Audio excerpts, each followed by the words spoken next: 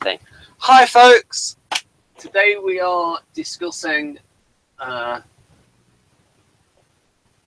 episode of Blake 7 called Rumours of Death without any slides whatsoever. And we'll see how we do. So Jeff saw this recently, so he doesn't need, I don't think, an enormous run through of the plot. So I'll read the one in Liberation.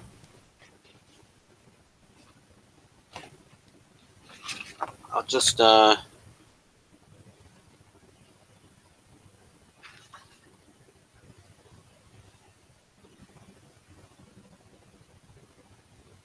right, yes, I remember now that I actually read this this actual entry. Right, so I can actually go over that because I did actually read this. So that's interesting because it talks about the later on. We'll go through that. So I'll just read through this. Avon allows himself to be captured and holds out under torture until he is assigned to Shrinker, the man he believes to have been responsible for the death of his lover, Anna Grant. He captures Shrinker and interrogates him, learning that Shrinker did not kill Anna, and secondly, that Central Security's top agent, codenamed Bartholomew, was keeping him under close supervision, as his attempted bank fraud was discovered to have been politically motivated. Sorry, it was believed to have been politically motivated. No one knows who Bartholomew is, apart possibly from Servalan's chief advisor, Chescu, and Servalan herself. Meanwhile, a revolt breaks out on Earth under the direction of Chescu's wife, Sula, who kills her husband and takes Servalan prisoner. Avon and the crew teleport down and discover Servalan's chained up in the wine cellar of her own residence. As Avon questions her, Sula comes down to the cellar. It transpires that Anna and Sula are one and the same, and furthermore that she is also Bartholomew. Avon kills her and frees Servalan. Avon is rescued by Federation forces, and Avon returns unwillingly to the Liberator. So I'll ask you what you think of it, Jeff, and then we'll discuss maybe the motivations of Sula. Oh, your mic's gone off. Oh. So yeah, Jeff, what did you think of it? Yeah, so I'll ask you what you think, then we'll go for the maximum power guide entry, and then I'll talk about actually, yeah, what do you think of it? There was a lot of elements of it I liked. This was probably like the most soap opera-ish episode they've done so far. But I'm a fan of soap operas, so that doesn't bother me like it would some people. Very classic standard soap opera thing of having the conversations where there's a term for it, but I always forget what it is, where one person's facing the camera away from the other person when they say their dialogue and then they switch. That's like a really common soap opera thing. So you can see both their faces. Yeah. So we had a lot of that type of thing, but we also had some action of the, sort of siege on the house.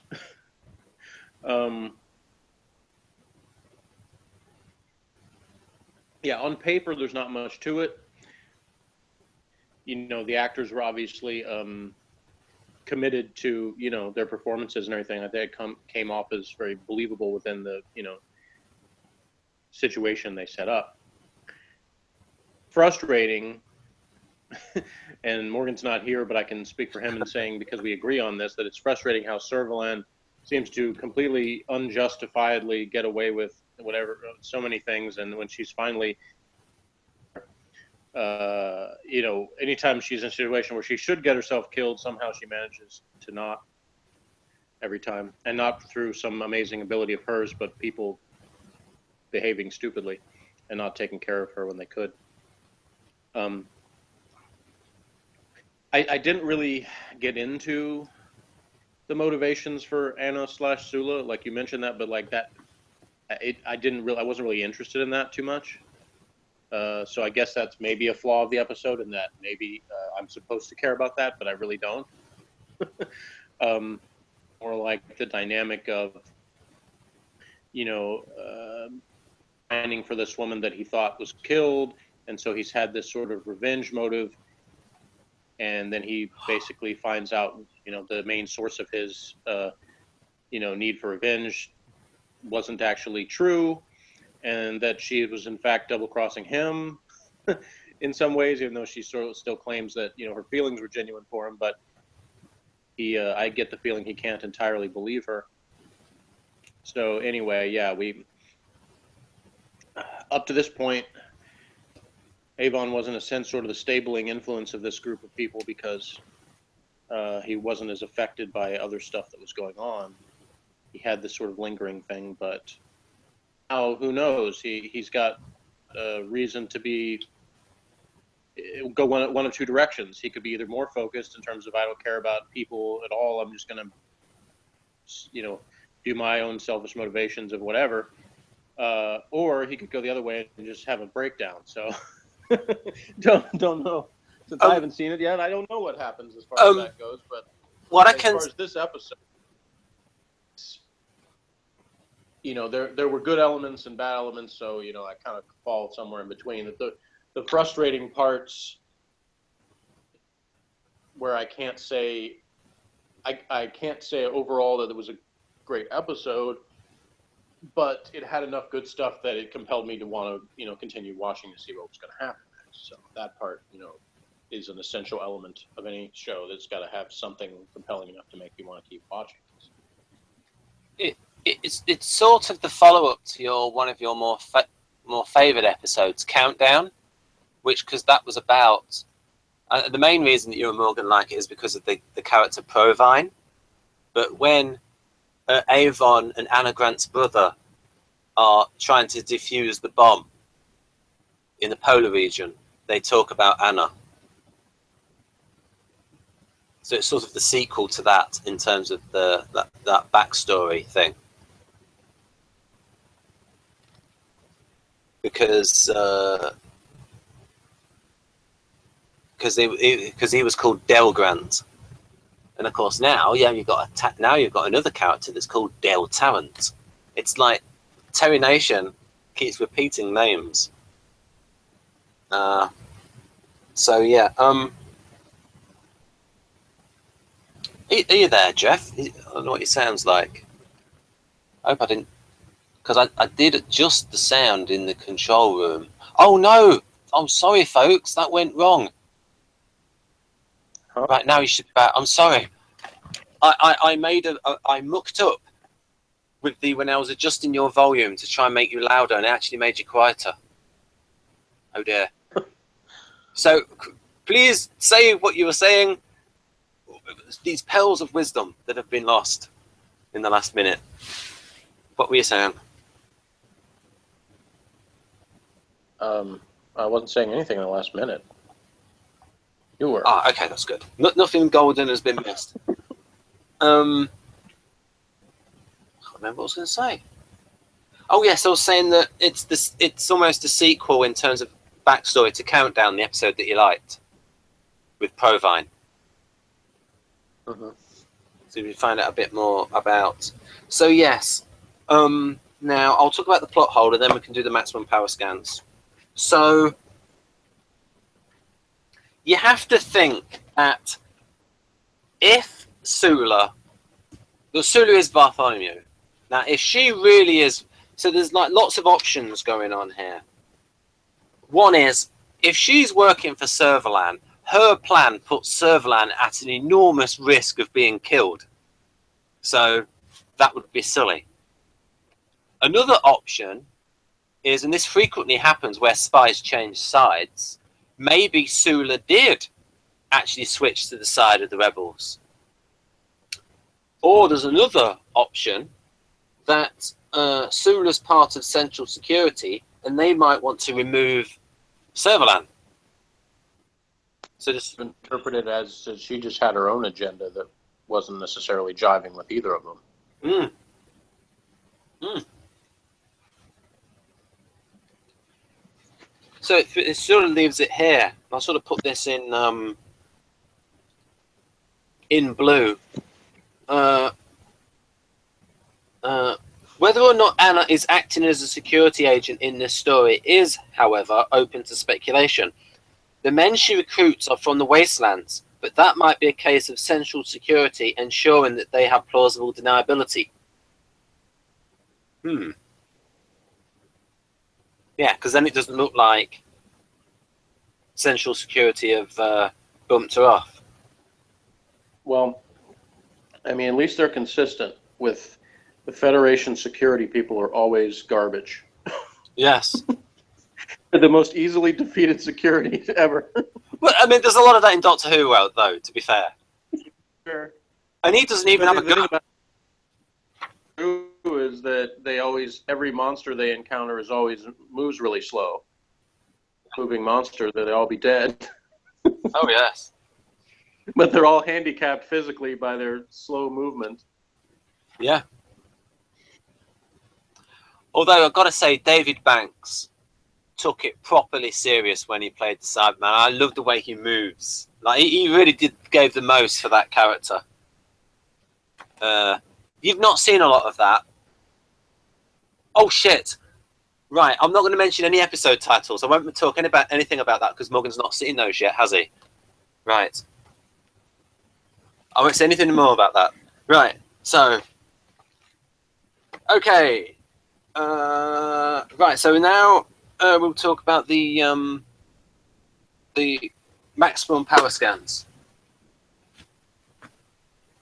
Phew! I didn't want to make it. I'm glad I didn't do a spoiler then. Right. Are you there, Jeff? Are you sound on?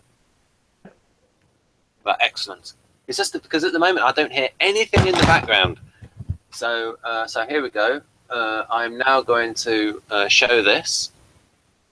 Well, I guess that's good that my playing with my hair is not so loud that it's distracting. Yeah. It's just usually like when there's no sound at all, it's like I don't know if you've lost sound. So I would like a. I mean, I literally hear nothing when you're not talking. So, I mean that's great from an audio point of view, but right. So, random grab. Look at that. It got a tartan helmet. But yes, super grand. Yeah, that's the thing is they were actually playing American football because, as you know, in the 1980s, American football started to become popular in the UK. Then it sort of went out of fashion, and then it's come back in about the last 10 years. And again, the shoulder pads and a tartan helmet. Oh yeah, she's one of the guests on. Although she's a Democrat, she's quite funny. And so at one point she like took the mickey by saying, "Oh, I'm just trying to access my Dem talking points." So she's got a good sense of humour. And look at this. Look how tall she is. Right. So back on this. Now this is probably from one of the made-up episodes. This here. So that's why it's not marked up. So I'll go through this, and Jeff can comment on this, and I'll move it up when I am told to do so. Well, I did notice it's another director that also directed Doctor Who, Fiona Cumming. Yeah, she's good. In fact, all the female directors in this, and they had I think they had 4, and they were all good. All very good. Let me see. Who did the last episode? I don't get the Michael Palin thing unless they're saying the guy sounded like him. Yeah, it's the type of voice maybe that was used. It maybe sounded a little bit like a comedy. It would probably be a thing that would only really be detected by British ears, British and Irish ears, I suppose. Yeah, that was Mary Ridge who did the last episode. Yeah, well, you know, the random insult, like, there were some good insults of Servalan in this, but again, that just makes it all the more frustrating when she gets away again, so. Yeah.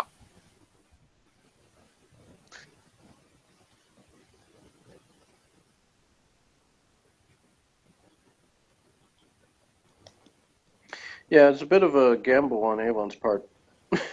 Yeah, just a that, bit. that he would get to meet Shrinker, as opposed to just somebody just deciding to off him. Well, you know, these INTJs, once they like someone, they become a little bit obsessive, and because they've got a lot of feeling inside. And I know they, they obviously her appearance was quite different, but we were supposed to figure out that Anna and Sula were the same person at the beginning, right as soon as they showed her in the flashbacks. Yeah, because like the voice is the same as well. I was thinking, I was like, they're trying to make this obvious, right? This isn't just like a big design flaw. Well, I mean, when the voice is the same. Well, because, if they didn't show her, you Yes. could maybe get away with it being an actual, like, surprise reveal when it's her, as opposed to having it be so obvious. So it could have been a little bit more effectively done, I think. I'll go back to. I'll just remember the huge plot hole. Like, you know, when they got the two security guards, Grenly and Forres. The person that the person that they talk to, they don't say, "Hang on a minute, I've not heard you before," and he's one of the rebels saying that he's. Well, once again, it just goes. I think that was a statement about the genericness of the Force, that they don't care, they don't pay attention to them in them. Yeah, I mean, it's like, it's not like. I mean, I would have done a thing where I had like a device. Right, I've spoken. Now I know what your device is. Like, have a thing that like replicates one of the voices of the security. Yeah, there's so much more like technological advances that anything that's believably as like the controlling power of the universe or whatever would have. By this, they don't have. Like I said, they have a terrible security force. They seem like they're set up for failure. But you could view that as a one big statement saying that no matter how far in the future you go, governments will still be inept and corrupt. Yes, yes, absolutely. But yeah, it doesn't give you much faith in the future. Yeah, especially with the Comey thing that happened recently. Flipping heck. Right. There you go. Yeah, I kind of do agree with him about Shrinker too. Is that he it seems like they've already had on Blake 7 some people that were more intimidating than that guy. Oh yeah. I mean, someone as good as that Provine guy would have been a nice one. But you see, he is a bit of a. Yeah, the way he wouldn't even have to be a smart guy. It just would have been somebody who like they're saying, more imposing. Somebody who just seems like a menacing guy that would get people to confess to things. Didn't seem like the type. Yes, and he was also written as a bit of a coward, so maybe there was a bit of a failure there in the way it was written. Mm-hmm. I still don't understand their obsession with the drinks, the color. Yeah, but that is funny though. That is just funny. A refreshing glass of green. It's just like, all right, whatever. It was funny that when was it Tarrant that told him to stay sober? May even have been Villa. Or was it? Or like he said something like "stay sharp" or something like that. No, they told Villa like when he was. Oh right, yes, they got a huge decanter out of green. Yeah, he'd stay awake, and then he said. So that was kind of funny. Yeah, I only drink to be sociable. And then cheers, Aurak.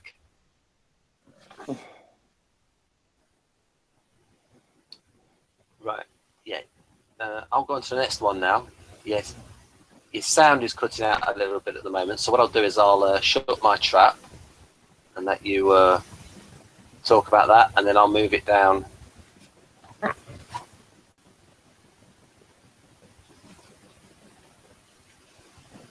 Who's Donald Douglas? He's the guy that played the person doing an American accent, Grenly, the older guy. You know when you had the double team with Forres, the younger guy, and then the older guy. The two guys in the security room. I didn't know he was trying to do an American accent. I didn't notice. Oh, wow! It sounded American to me.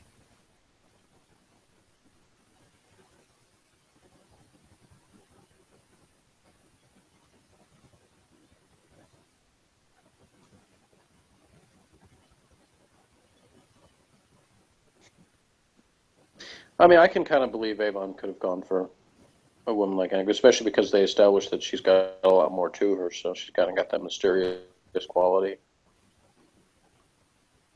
Yeah, So you do believe he could have? Yeah, and so he's got she's got sort of a take charge kind of attitude toward her. So I mean, toward things. So that makes but sense. but yet also some idealism. So I could see him. Yeah, maybe ISFP. Yeah.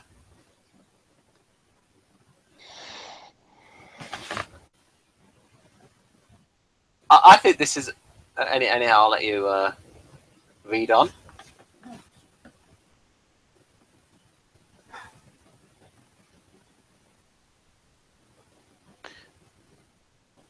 And Lorna Heilbronn, is that who played Anna? Yes. I mean, I thought she was okay. I thought she put. Yeah, I mean, I don't think she was. I thought she was good. I mean, I believed her in the role the way it was written. So.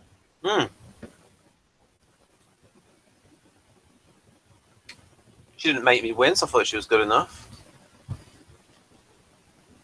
Mm-hmm.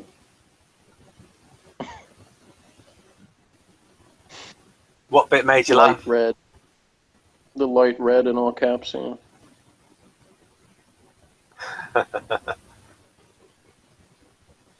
I like that bit at the top about have you ever had someone very close to you who you loved more than anyone else, who only referred to you by your surname?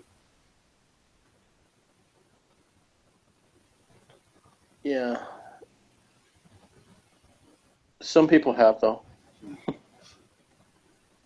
I know, like, I remember Northern Exposure, the two main characters on that by their last names. Right. Fleischman and O'Connell. Surely the locksmith is more useful than the posh pilot in the fright wig. I'd refer to him as one of Robin Hood's band of merry men. Yeah. There's a lot of digs at talent in this guide entry. Well, see, to me, I mean, okay, he's not really a locksmith, but I could sort of see their point. Particular mission that they were embarking on, there wasn't any particular reason to think that they needed somebody to open locks. Yeah, exactly. More than they needed, yeah, or distracting as Robin Hood. Although, I mean, as Morgan said, I think Morgan at one point said the only useful person there is Villa, but Tarrant is the pilot. He's the only one who could pilot the ship. And yes, they can only do limited amount of stuff on automatics, which is why in that episode Horizon, Avon went down to rescue them. Because he asked Korak, how many ships can we defend against? Just on automatics. And he said 3. I shared your LOL at the thing about somebody must have spilled their drinks all over the computers.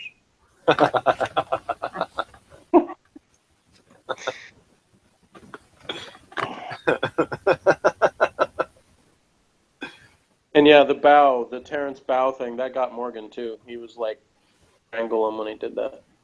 I forgot what he said. He made some comment about kill that guy or something. But yeah. David saunters off to the flight deck to shoot something.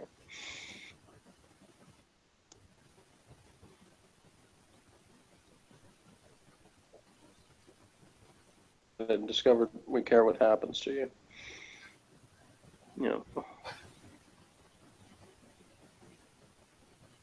I don't know who Zelda out of Terrahawks is, so that one I don't get. Yeah, it's sort of a... Actually, I might have a photo of it.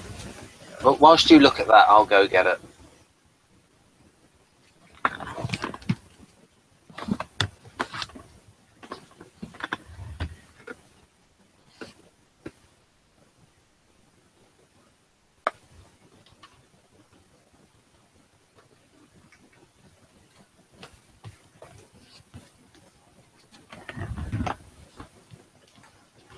Yeah, the thing I also noticed is that the doors were completely silent in the house. forgot to put the sound effects for the doors, or if they trying to say that one of the benefits of this house is that the doors make no sounds when they're open and closed. Yeah, and also very careful with the doors on location because it's a stately home. I'll go back to that, and I can show you Zelda. I got the box set of Telehawks here, which is a puppet show highly influenced by Starfleet, aka X-Bomber. And did you watch Thunderbirds, Jeff? Not really, no. Oh, that was done by Jerry Anderson. Of course, that was done with wires. And then when Jerry Anderson saw Starfleet, the Japanese X-Bomber, he saw they did it with rods underneath. So he then copied that for Terrahawks. And of course, well, that's Zelda there. That lovely female android or gynoid. What do you think of that? Not the prettiest picture. But you see, the reason why they dress like that, their logic of these robots is that they want to look like the older people because wisdom equals beauty. And so they mentioned that in the first episode. I don't look like that, then. Is what look like? Well, I don't have it in front of me anymore, but the book said something made that somebody look like that, and I didn't see anybody that looked like that. Right, so I'm not sure what they're talking. Oh, the painting of Anna in the cave. I think they're exaggerating. As we know, the book is not entirely serious. I don't even remember a painting of her in the cave, so. Yeah. Right, here we go. So I'll just put that over there. That's something I'll watch in future. Right.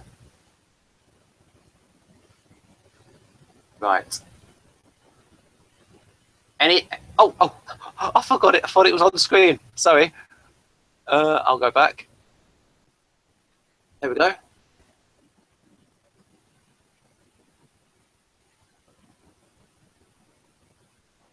Okay, I already read all that. Oh, okay. I'll bump it up a bit.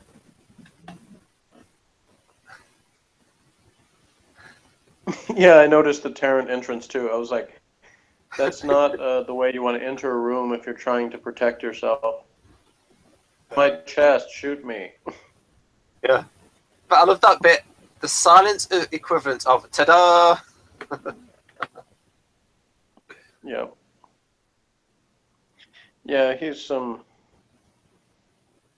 it's not very believable that he's made it this far without getting killed either.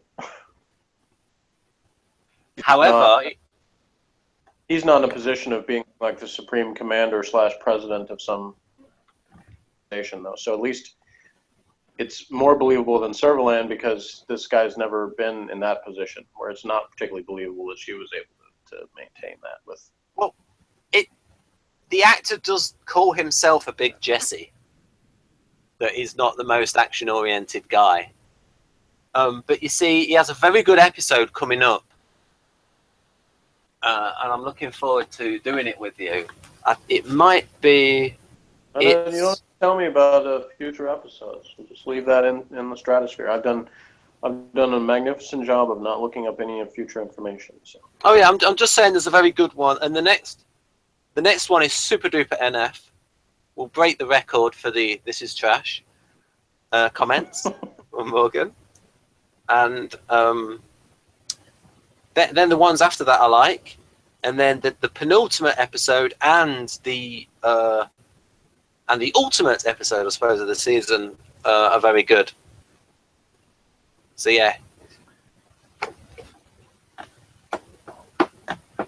Right then, I don't know what else to say. So what do you give out of 10? What do you give the book out of 10 for this entry?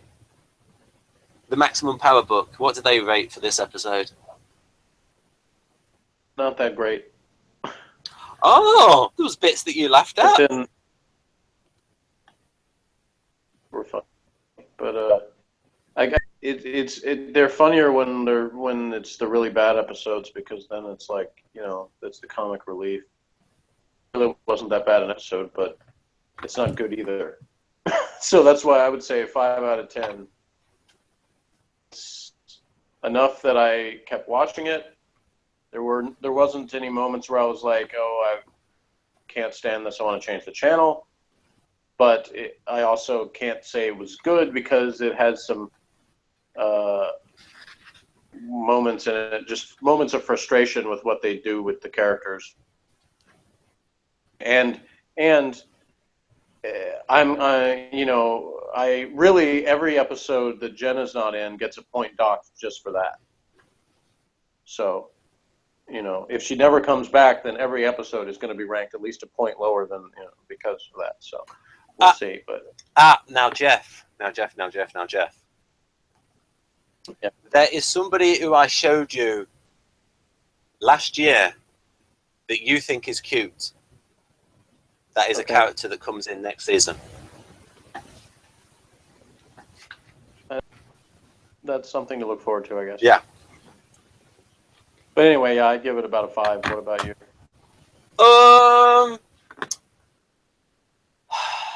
My problem is I've seen it so many times that First time you saw it. I thought it was very good, and I like the reveal of Anna Grant. It's just that I got a little bit.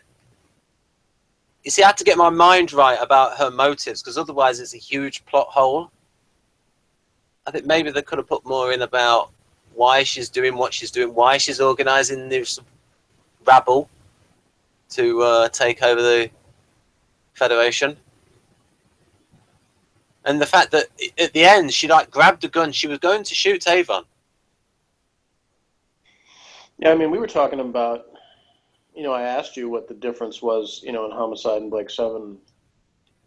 Blake 7's like more fantastical, why you didn't consider it to be as dark, because I mean it's pretty bleak, when your one thing of your life turns out to be she was playing you the whole time, and yeah, it's like they keep setting up these situations where it's sort of like the things that the people rely on don't come through, so it pretty much is a very bleak existence that's being portrayed.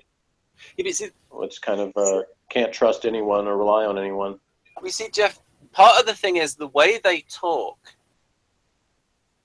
Most of them in there talk in a way that people don't talk like in England, because they're talking in a sort of like what you could effectively call a British theatre standard, where it's not as realistic. Like, people don't talk like Avon, and you have those that talk like, I mean, like Stephen Pacey, his voice is nothing like Tarrant's. And Tarrant's voice is it's quite stagey and sort of removed from reality as well, just in like the acting style.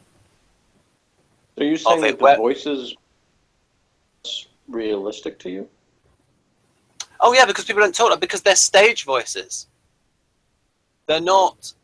People don't talk like that in England. It's not an accent. That I guess is a divide with us, because being American myself, I don't experience people in England talking on a daily basis. Main exposure to English people talking has been television and movies. So that's what they sound like. Now, obviously, some people have more understandable voices than others. Some people mumble more or just have very kind of thicker accents or whatever, where they're, it's harder to make out what they're saying. The time on Blake 7, I haven't had a hard time making out what they're saying. So, to me, that would be a negative if they would be more realistic accents, understand the dialogue less, and it would be less enjoyable to me because of that. Yeah, I mean that was one of the reasons, is that it's. This is true with like the comedy stuff that you showed me. Like most of the comedy stuff you show me, it's not funny because I can't understand most of what they're saying. Wow. So you mean like separate, different programs that I've sent you? Yeah, I mean, you show me clips of different comedy shows, and part of it is the same problem. Some American comedy shows have the problem with too much of a laugh track or too loud of a laugh track, and so some of that's part of the problem too. But the combination of the voices being difficult to understand, track, or audience being super loud, the combination makes it really hard to make out things. And by the time I'm trying to figure something out, they've already said 2 or 3 more other things. And so it just kind of is a continuous stream of confusion. Whereas because you've watched Doctor Who and Blake 7, you can tell they speak in a very clear way. There's no slurring whatsoever. Right. Very precise. With the classic Doctor Who, that was the case. The new Doctor Who, there's more characters that do kind of mumble more. Yeah. Eccleston is the Doctor at the beginning. Oh yeah. Definitely had some. But like, on to get some of his lines. So basically, it's the British equivalent of American theatre standard, where it's they would go to RADA, the Royal Academy of Dramatic Arts, or somebody like someone who comes from Leicester. No one in Leicester sounds like Gisette Simon, but she would have been taught how to talk like that, where it's a very it's a voice where if you're sat at the back of a theatre, you can understand every single word because everything is so beautifully pronounced. Whereas, so that's one thing. Whereas the posh voices sound different from that. I learned growing up, at least when I was in high school, and I went to several different of other high school theaters, like theater stuff, that if your actors all sound like backwoods Texas accents, don't try to do Shakespeare because it's going to sound awful. Exactly. If you want to do Shakespeare, that's why the Americans came up with American theatre standard, because they didn't want to do phony British accents, because the audience will probably realise that's a terrible British accent. But if they do a sort of like a theatrical American accent, like Charlton Heston in the Ten Commandments, that'll work. Yeah, and I think that's probably the best way to go about it, rather than to fake British accents. You know, if you can do it convincingly enough for it, but most of the time it just sounds bad. To find examples of Americans doing American theatre standard is quite, because there's not that many that do it now. I suppose Angela Lansbury in Murder, She Wrote is talking with an American theatre standard accent. Of course, although the other thing I'd say is make a distinction between, sometimes it's not necessarily that, sometimes it's, you know, that New Englanders, you know, actually do sound like that some of the time. Yeah, they're not necessarily doing. That's the thing, Jeff, is that the American theatre standard accent was modelled on the New England accent. Right. So sometimes it's just they're from there, and that's what they sound like somebody like Bill Dane, Mr. Feeney on This World, and the voice of Kit on Knight Rider. Like, he's from Boston, and there's an example of somebody that is just doing their natural accent. Yeah. But people think it sounds. Yeah, and of course, yes, and the American theatre standard was modelled on that. And so you would have people like Charlton Heston. And like I said, you can't do a Texan accent in a biblical thing. That would look a bit silly. So yeah, what else? And some people... Did you watch Murder, She Wrote? Not much. My mother watched it some, so I saw it occasionally, bits of it. Now, Angela Lansbury was born in England. I don't know what age that she went to the United States, but I think she's talking in an American theatre standard accent. Also, somebody else with American theatre standard. Jonathan Harris, I think, is called in Lost in Space. You know, the one who played Smith, Dr. Smith. Did you ever watch that? Right, another American theatre standard would be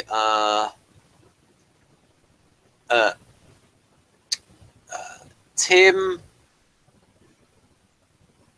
the guy that's in charge in season 1 of Buck Rogers.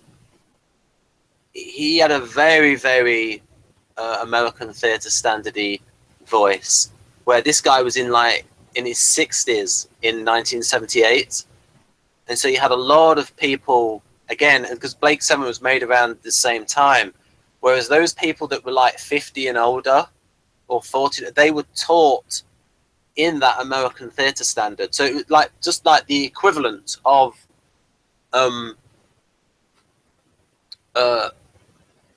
Blake 7. And also when they asked, when they did Battlestar Galactica in 1978, did you ever watch that, Jeff? Battlestar Galactica? Well, yeah, a little bit, not a lot. But... Lorne Greene, obviously, he did a Western accent when he did Bonanza, but when Lorne Greene did Battlestar Galactica, he did an American theatre standard. And one of the network people wanted, I think it was Don Johnson, who would then do like Miami Vice, to I think that's his name, I'm not sure, to be in Battlestar Galactica as Starbuck, and he said no because he sounds too much like a Southern boy. So they wanted these sort of like delocalized accents in that. Or George Gaines, who died just a few months ago. He was actually born in Finland, but to my generation is either Henry from Punky Brewster or the in the Police Academy movies. Yes, yes, he sounds. Yes, was it Lestrade? Yeah, Lessard, I think. Yeah, Lestrade. Right, I think From what I remember, that was American theatre standard. Yeah, because I have a vague. Yeah, so that kind of voice, Jeff. You could say, like, if you're sitting somewhere, say it's 500 years in the future, or you could say like an alien planet, like they'd have those kind of voices, and of course. Those type of people, they spoke very clearly, didn't they? Right, so that's what I mean. So there, folks, that is an explanation of American theatre standard. You never gave your rating though. Oh, my rating. Oh.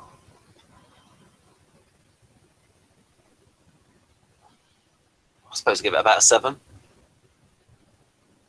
All right. I could just about get away with Sula.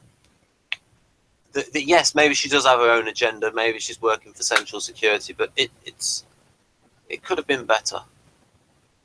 Oh yes, and that actor that played the young guy in the 2 security people in the control room, he went on to be a successful actor. The younger guy, Forrest. He looked kind of familiar, so I might have seen him in something before. I don't know. Yeah. David Hay. Say the parting line here, because I can say it's a cool word, so I can say join us next time for sarcophagus. Yes, and this is one for the NFs. All right. Right. In fact, it would be cool if we actually had an NF watch it. We could have Rachel watch it and see what she thinks. Yeah, well, that's a good idea. Right, so bye for now, folks. Bye.